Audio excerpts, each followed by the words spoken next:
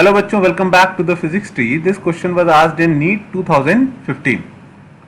A wire carrying current I has the shape as shown in the adjoining figure. ये रही figure x Y Z. एक तो ये figure बहुत बेकार बनी आई थी, समझ में नहीं आता क्या चल रहा है.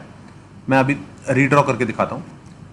Linear parts of the wire are very long. Linear parts बच्चों ये है, आप इन्फिनिटी पे ए को मान लेना. ए से बी पॉइंट तक लीनियर पार्ट है, बी से सी तक एक सर्कुलर आर्क है, और सी से फिर इन्फिनिटी डी तक एक लीनियर पार्ट है. तो linear part of wire are very long and parallel to X axis. X axis इन्होंने यहाँ पे बनाई हुई. बच्चों कोई रूल नहीं होता कि यही एक्स एक्सिस हमेशा हो. एक्स एक्सिस हम दूसरी एक्सिस भी मान सकते हैं. With semi circular arc of radius R is lying in Y Z plane. Y Z plane में ये सेमी सर्कुलर आर्क है.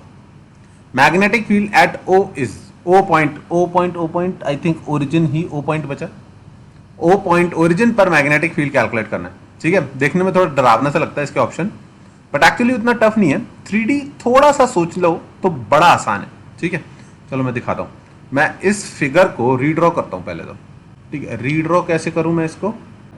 ओके बच्चों, एक चीज समझने की क्या है कि ये जो वायर ए बी और सी डी है ना, ये एक्चुअल में जेड एक्सिस में. जेड एक्सिस मतलब अगर right hand thumb rule, Z axis मतलब अगर राइट हैंड थंब रूल इनके ऊपर लगाना है तो आपको थंब की डायरेक्शन क्या रखनी पड़ेगी, into the plane.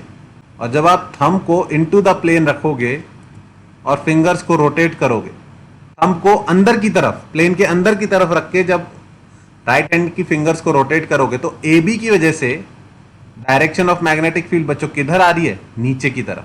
A B की वजह से मैग्नेटिक फील्ड नीचे की तरफ आ रहा है.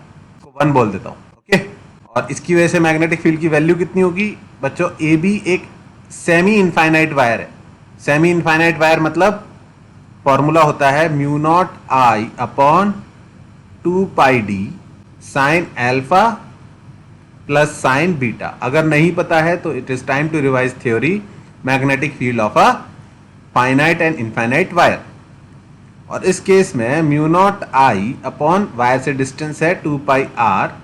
एक तरफ का एंगल होगा 0, तो साइन 0 होता है 0, और दूसरी तरफ का एंगल होगा 90. क्यों? क्योंकि ये इन्फिनिटी है. इन्फिनिटी से कितना एंगल बनेगा, 90 डिग्री. तो साइन 90 होता है 1.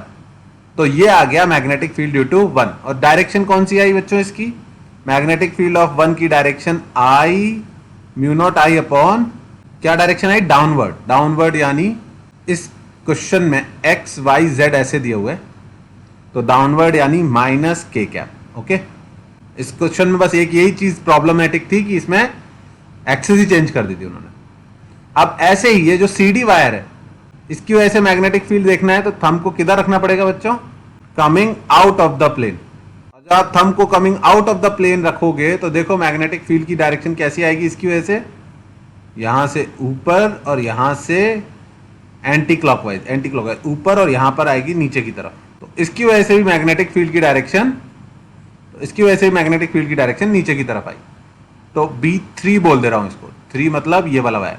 B3 की वैल्यू भी सेम आ जाएगी, लेकिन प्रॉब्लम क्रिएट करेगा ये वाला तीसरा वाला BC वायर. क्यों प्रॉब्लम क्रिएट करेगा, ये ZY प्लेन में है बच्चों. तो इसकी वजह से मैग्नेटिक फील्ड की डायरेक्शन कैसे देखोगे, इस बार थंब को हम किस तरफ रखेंगे, करंट की डायरेक्शन में, टुवर्ड्स राइट. और इसकी वजह से मैग्नेटिक फील्ड की डायरेक्शन आएगी इनटू द प्लेन. देखो बच्चों, थंब को राइट साइड रखा करंट की डायरेक्शन में, तो फिंगर्स यहां से बाहर निकलती हुई और यहां से अंदर जाती हुई. तो अगर मुझे ड्रॉ करना पड़े तो इसकी वजह से मैग्नेटिक फील्ड की डायरेक्शन कैसी ड्रॉ करूंगा मैं, गोइंग इनटू द प्लेन. तो ये हो गया B2, सेकेंड वाले के, इसको 2 बोल दिया. और मैग्नेटिक फील्ड ड्यू टू 2 कितना होगा, B2 की वैल्यू होगी हाफ सर्किल है बच्चों. पूरे सर्किल की वजह से होता है mu not I by 2R. Half circle की वजह से होगा, फॉर्मूला होता है थीटा अपॉन 360 डिग्री. थीटा को 180 पुट किया तो ये हो जाएगा mu not I by 4R. Direction कौन सी हो गई इसकी, into the plane. Into the plane यानी into the plane usually Z axis होती है, पर यहां पर X axis out of the plane है, तो इनटू द प्लेन हो गया माइनस आई कैप. तीनों मैग्नेटिक फील्ड मिल गए. नेट मैग्नेटिक फील्ड की वैल्यू पुट कर दे. नेट मैग्नेटिक फील्ड हुआ B1 plus B2 plus B3. I think it will be minus mu not I upon 4R I cap और minus mu not I upon pi R K cap. बोले sir ये 2 कहाँ गया? अरे भाई 2 से multiply हो गया ना, एक बार इसके लिए एक बार इसके लिए, तो ये 2 उड़ गया। तो this is the final answer. चलो ऊपर चल के देखते हैं कौन सा ऑप्शन मैच किया। Minus mu not I upon 4 pi R, अगर हम कॉमन लेते हैं तो अंदर देखो मैं लिख के दिखाता हूँ, minus mu not I upon 4 pi R अगर मैं कॉमन ले लूँ। बोलोगे सर यहाँ तो पाई है नहीं, तो कोई बात नहीं, पाई से डिवाइड कर देंगे तो ऊपर एक पाई आ जाएगा, पाई आई कैप प्लस 4 के कैप। देख लो बच्चों, मल्टीप्लाई करके देख लो, इसको मल्टीप्लाई करोगे तो यही बन जाएगा। तो मैंने तीनों वायर सेगमेंट की वजह से अलग अलग मैग्नेटिक फील्ड कैलकुलेट किया और उसको ऐड किया। वंस अगेन इट प्रूव्स कि नीट में क्वेश्चन उतने सिंपल नहीं आते हैं, इसमें कैलकुलेशन करनी ही पड़ेगी। तो टफ क्वेश्चंस की हैबिट डाल लो, वरना 1 साल और पढ़ाई करनी पड़ेगी। ठीक है, अगर किसी ने तुमको बोला है कि नीट में फॉर्मूला बेस्ड क्वेश्चन आते हैं तो वो तुम्हें बना रहा है। फॉर्मूला बेस्ड तो आते हैं, पर क्या सारे फॉर्मूले लगा के ये सब कुछ कर पाओगे तुम खुद से एग्जाम में? इसीलिए मैं बोलता हूं प्रीवियस ईयर आईआईटी जेईई के क्वेश्चन सॉल्व कर लो।